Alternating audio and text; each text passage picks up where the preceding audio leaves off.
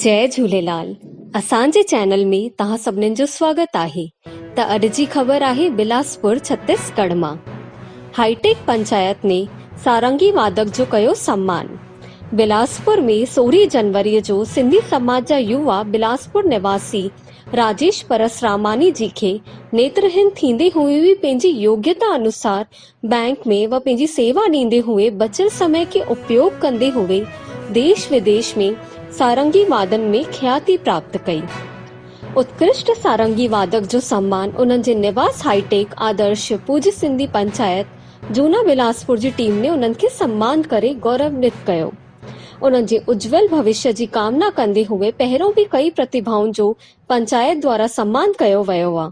Team में पंचायत अध्यक्ष नंदलाल पुरी, आनंद लालवानी, कन्हैया मोटवानी, गोवर्धन मोटवानी, विजय दुसेजा, श्याम हरियानी, राकेश चौधरी, धनेन्द्र पाहूजा, राजेश माखीजा, मनोहर आहूजा, रामचंद हिरवानी भी मौजूद हुआ ऐं इन जे अलावा पंचायत जा वरिष्ठ सदस्य भी मौजूद हुआ।